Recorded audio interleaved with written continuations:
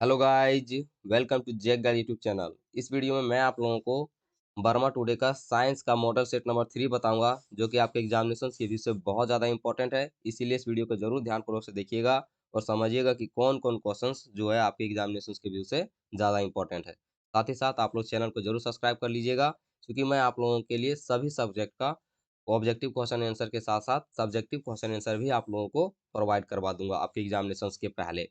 देखिए, पहला क्वेश्चन क्या दिया हुआ है कि उत्तल दर्पण द्वारा प्रतिबिंब सदैव होता है। तो उत्तल दर्पण द्वारा बना प्रतिबिंब सदैव सीधा होता है। एक बात और ध्यान रखेंगे, जो गाड़ियों में जो पश्च दृश्य देखने के लिए जो दर्पण का प्रयोग किया जाता है, वह उत्तल दर्पण का ही प्रयोग किया जाता है। क्वेश्चन नंबर 2, गोलीय दर्पण के ज्यामितीय केंद्र को क्या कहते हैं? तो गोलीय दर्पण के ज्यामितीय केंद्र को ध्रुव कहते हैं। क्वेश्चन नंबर 3, किसी शब्दकोश के छोटे अक्षरों को पढ़ने के लिए आप किस प्रकार के लेंस का उपयोग करते हैं? तो उत्तल लेंस का प्रयोग करते हैं। क्वेश्चन नंबर 4, जब प्रकाश की किरण हवा से कांच में जाती है तो वह मुड़ जाती है, तो वह अभिलंब की ओर मुड़ जाती है। क्वेश्चन नंबर 5, आंख के रंगीन भाग को क्या कहते हैं? तो आंख के रंगीन भाग को आइरिस कहते हैं। क्वेश्चन नंबर 6, मानव नेत्र के सामान्य दृष्टि के लिए दूर बिंदु कितनी दूरी पर होना है? तो अनंत पर होना है। ओके। क्वेश्चन नंबर 7, आपका क्या दिया हुआ कि विद्युत धारा का एसआई मात्रक है? तो विद्युत धारा का एसआई मात्रक एम्पियर होता है। क्वेश्चन नंबर 8, विद्युत परिपथ में एमीटर को किस क्रम में जोड़ा जाता है? तो विद्युत परिपथ में एमीटर को श्रेणी क्रम में जोड़ा जाता है। क्वेश्चन नंबर 9, किसी प्रोटॉन का निम्न में से कौन सा गुण किसी चुंबकीय क्षेत्र में मुक्त गति करते समय परिवर्तित हो जाता है?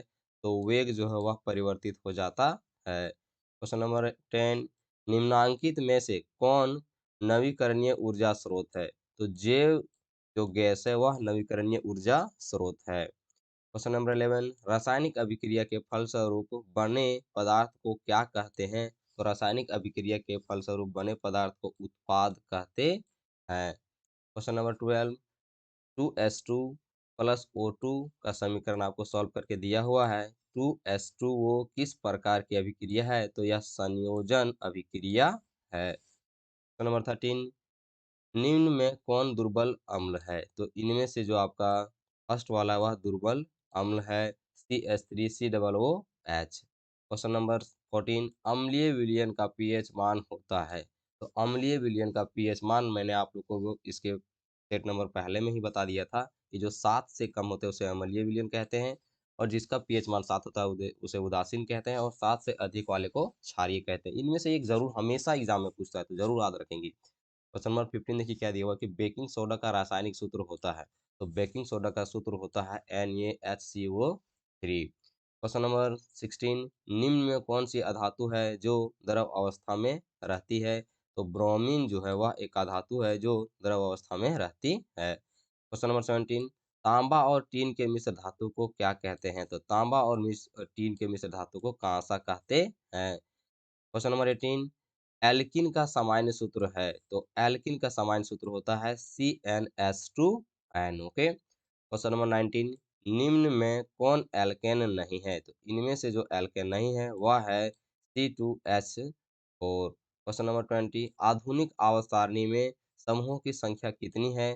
तो आधुनिक आवर्त सारणी में समूहों की संख्या 18 है। ओके। क्वेश्चन नंबर 21, निम्न में कौन प्रकाश संश्लेषण का उत्पाद नहीं है? तो कार्बन डाइऑक्साइड जो है वह प्रकाश संश्लेषण का उत्पाद नहीं है। क्वेश्चन नंबर 22, मछली के हृदय में कोष्ठकों यानी कोष्ठों की संख्या है। तो मछली के हृदय में जो कोष्ठों की संख्या होती है वह 2 होती है। क्वेश्चन नंबर 23, दो तंत्रिका कोशिकाओं के मध्य खाली स्थान को कहते हैं। तो दो तंत्रिका कोशिका के खाली स्थान को सिनेपस कहते हैं। क्वेश्चन नंबर 21, निम्न में कौन प्रकाश संश्लेषण का उत्पाद नहीं है? तो कार्बन डाइऑक्साइड जो है वह प्रकाश संश्लेषण का उत्पाद नहीं है।